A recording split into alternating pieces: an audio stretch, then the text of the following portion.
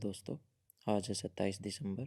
जो आज की करंट अफेयर टॉपिक रहेंगे उसमें बेनिन ब्रोंज के बारे में पढ़ेंगे हम। उसके बाद लिक्विड बैन इन इंडिया, फिर ओएसआई के बारे में देखेंगे, फिर DMH-11। तो सबसे पहला टॉपिक रहेगा आउटर स्पेस इंस्टीट्यूट यानी कि ओएसआई। ये एक तरह का स्पेशल इंस्टीट्यूट है जहाँ पे नेशनल और मल्टीलेटरल एफर्ट किए जाते हैं जो री एंट्री है सैटेलाइट्स की हमारे एनवायरनमेंट के अंदर उसको रोकने के लिए। ठीक है। OSI is a network of world leading space expert. इसके अंदर है ना पूरे वर्ल्ड से जो भी स्पेस के एक्सपर्ट हैं उनकी एक टीम रहती है जो हाईली इनोवेटिव रहती है, ट्रांसडिसिप्लिनरी रिसर्च करते हैं और जितने भी चैलेंजेस हैं स्पेस को एक्सप्लोर करने के लिए उनके ऊपर जो भी इश्यूज़ हैं उनको सुलझाने के लिए और उनके रास्ते ढूंढते रहते हैं। कोई भी स्टेज है, कोई भी रॉकेट है, उसको लॉन्च करते समय कुछ स्टेजेस होती हैं। लाइक प्राइमरी स्टेज, जो सबसे पहला जो रॉकेट होता है, फर्स्ट रॉकेट इंजन, जिसका काम क्या होता है, इनिशियल थ्रस्ट देना, यानी कि किसी भी रॉकेट को ऊपर को उठाना, है ना। तो वो काम होता है पहले रॉकेट इंजन का। और जैसे ही जब तक उसका फ्यूल ख़त्म नहीं हो जाएगा वो पूरी बॉडी से सेपरेट नहीं होता। और जैसे ही उसका फ्यूल ख़त्म हो गया तो बॉडी से सेपरेट होके एक साइड में धरती के ऊपर गिर जाता है वो। फिर बात करते हैं सेकेंडरी स्टेज की। जैसे ही फर्स्ट स्टेज ख़त्म हुई, वो बॉडी पार्ट वहाँ से हट गया।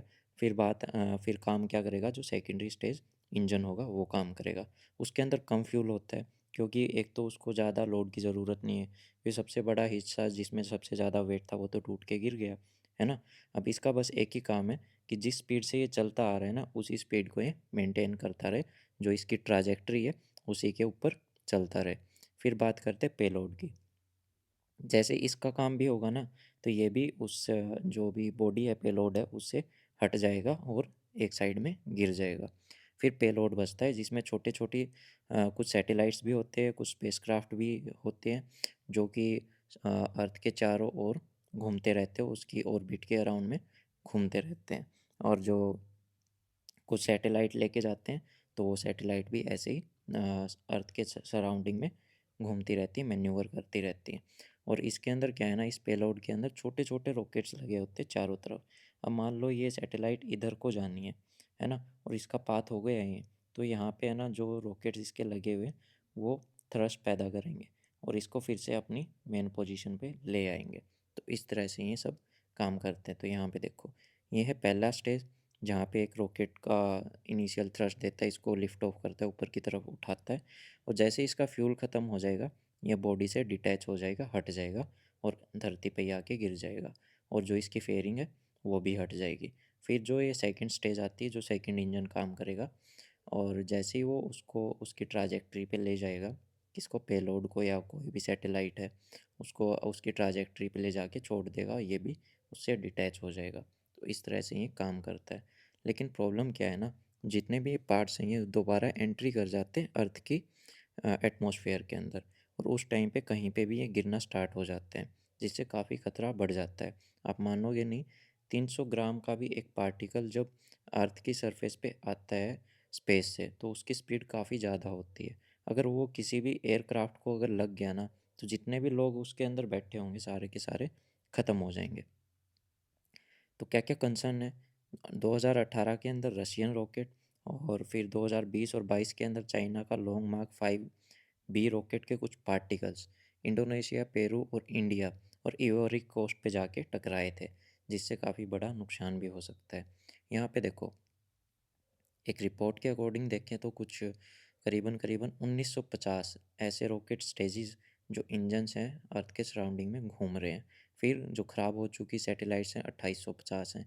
कुछ अनआइडेंटिफाइड डबरीज है, मान लो ये रॉकेट्स के नट बोल्ट हो गए, इन सैटेलाइट्स के कुछ पार्टिकल हो गए जो अर्थ के सराउंडिंग में घूम रहे, करीबन 21,000। फिर 10 सेंटीमीटर से छोटे पार्टिकल 34,000 हैं। 1 से 10 सेंटीमीटर के छोटे पार्टिकल्स 9 लाख हैं।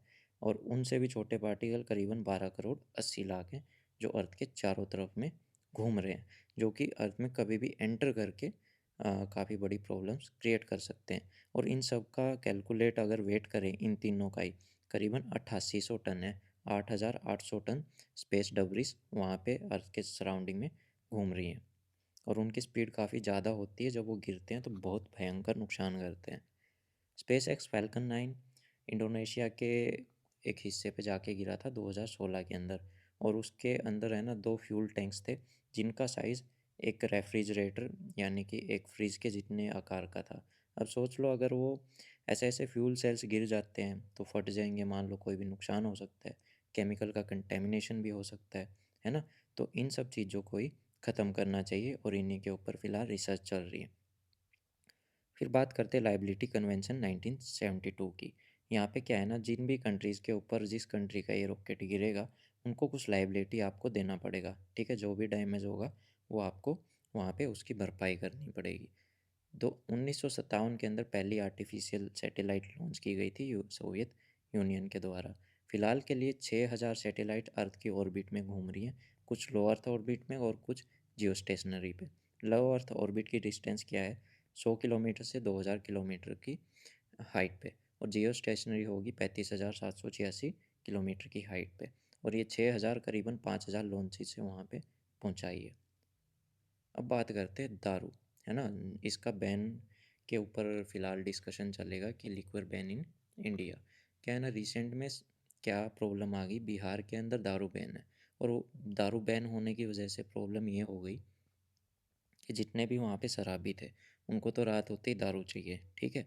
और वो अगर उनको दारू के नाम पे अगर कोई जहर भी पिला देगा ना तो वो खुशी खुशी पी जाएंगे।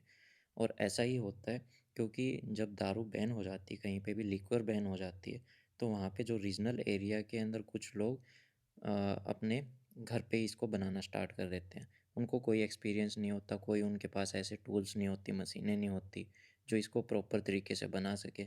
इस वजह से उसके अंदर टॉक्सिक कंटेंट काफ़ी ज़्यादा होते हैं, और जैसे ही वो उसको कोई पिएगा, बॉडी के अंदर जाते ही वो टॉक्सिक क्या है ना, आपकी जान भी ले सकता है और वो आपको काफ़ी ज़्यादा बीमार भी कर सकता है, या फिर आपको अंधे भी, कई लोग अंधे भी हो गए इस वजह से। What is the background of liquor ban in India.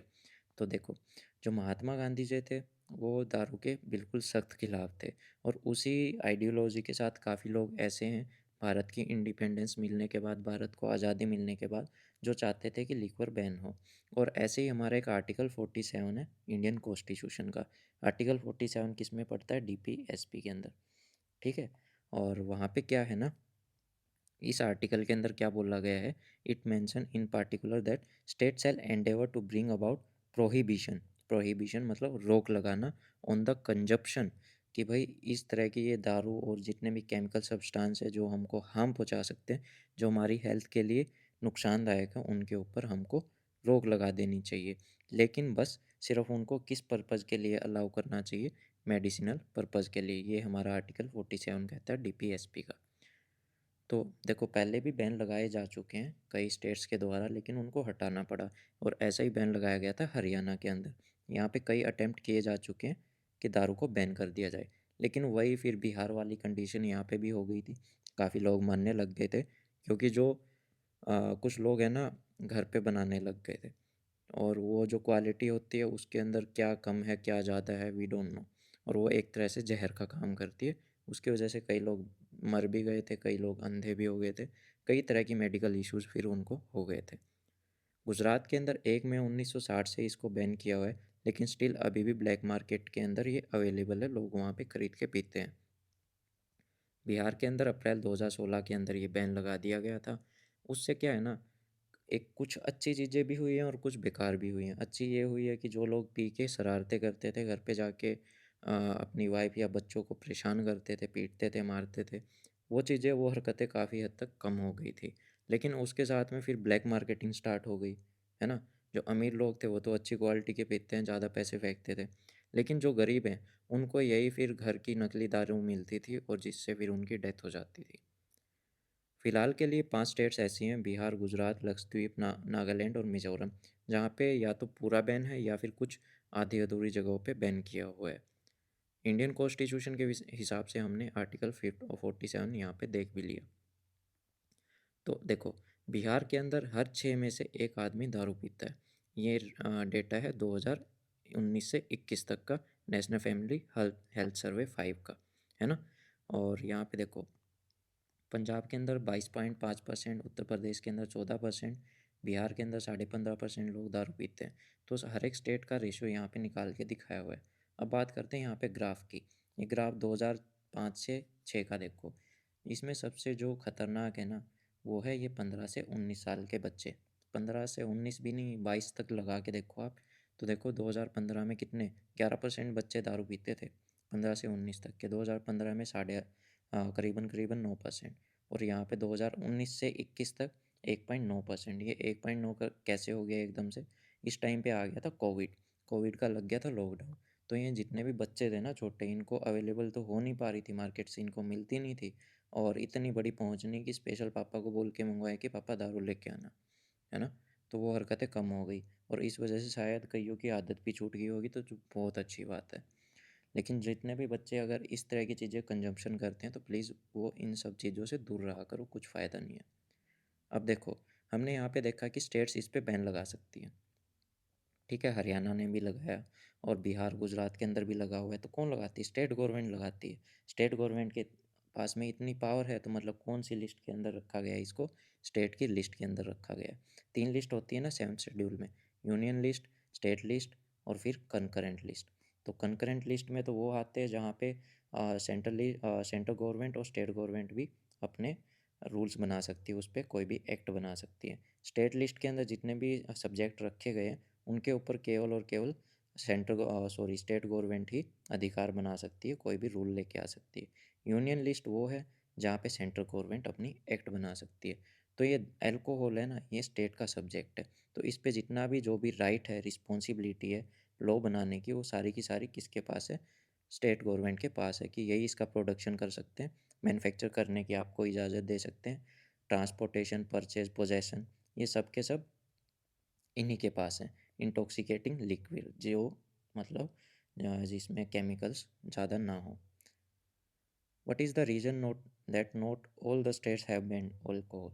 तो यहाँ पे क्या ऐसे रीज़न है जिसकी वजह से ये बाकी की स्टेट्स ने इसको बैन नहीं किया हुआ?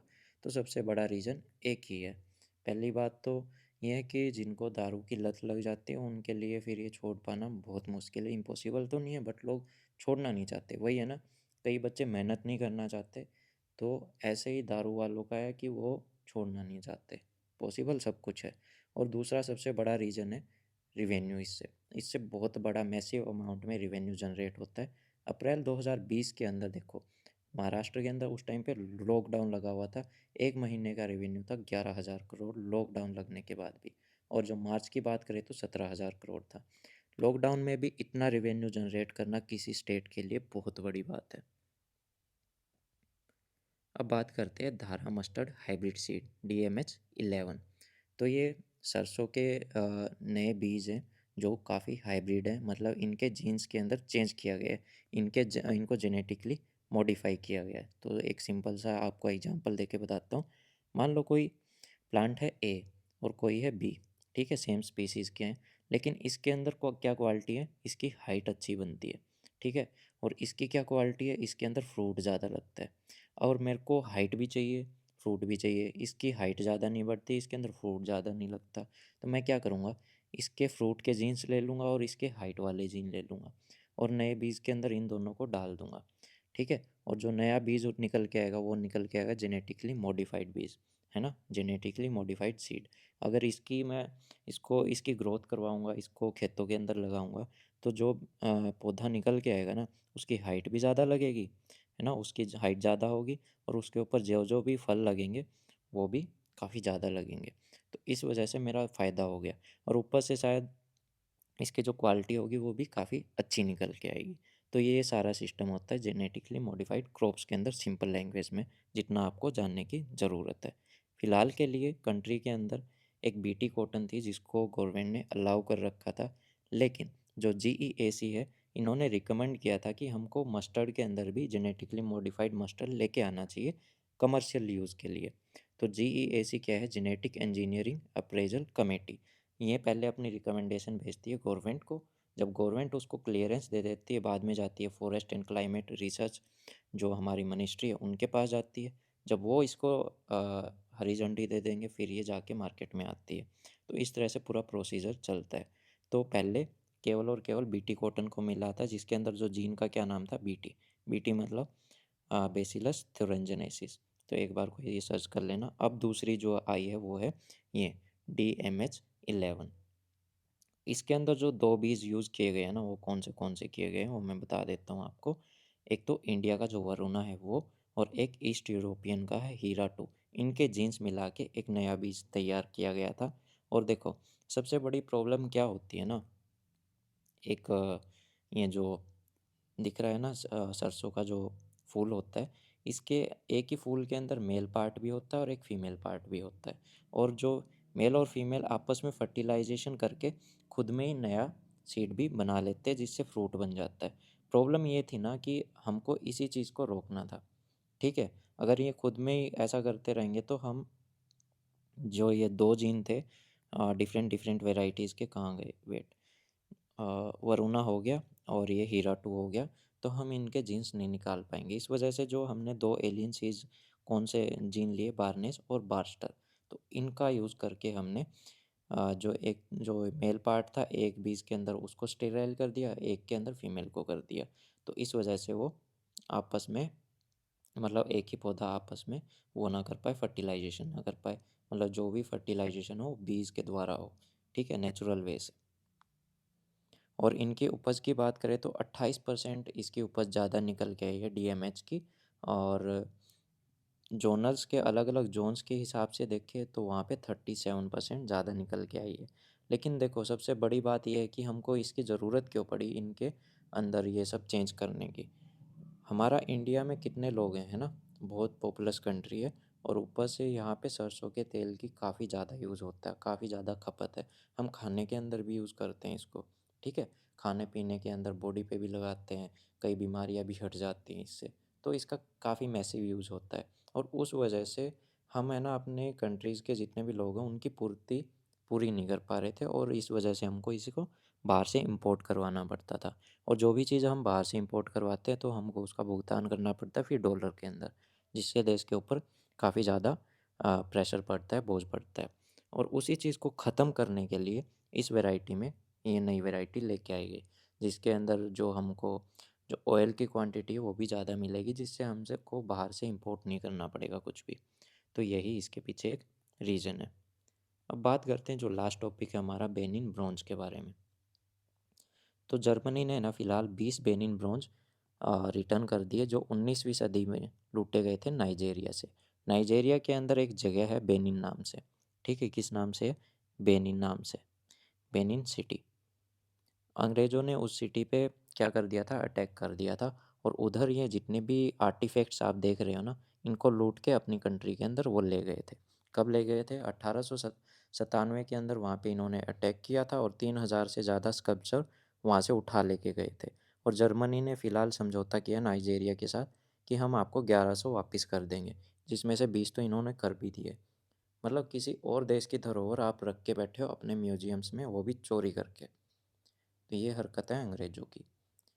This artifact provide insight into the culture of Benin kingdom. तो वहाँ के जो लोगों का कैसा कल्चर है, कैसा वेशभूषा थी, वो आर्टिफैक्ट्स में हमको देखने को मिल जाती कि हैवी मेटल के हैवी ज्वेलरी यहाँ पे पहनी जाती थी, है ना। वुमेंस इस तरह की टर्बन टाइप की ये रखती थी, और ये जो मेल है वो ये देख सकते हो आप, कैसे अजीब अजीब तरह के पहनते थे, और पोशाक जो इनकी यहाँ पे देख सकते हो आप। और ऐसा ही नहीं है कि भाई एक ही कंट्री की ये डिमांड थी कि हमारा सामान वापस लौटाओ, हमारी भी एक डिमांड है। क्योंकि अंग्रेज़ों के पास क्या है ना, हमारा कोहिनूर है। ठीक है, जो हमारा, वो कहते कि हम इसको रिटर्न नहीं करेंगे, और उसके बारे में तो बात ही नहीं करते। अंग्रेज़ इसको लूट के लेके गए थे जब यहाँ पे वो राज करते थे। और इसको कहाँ से निकाला गया था, माइन कहाँ से की गई थी? आंध्र प्रदेश से इसकी माइनिंग हुई थी कोहिनूर डायमंड की।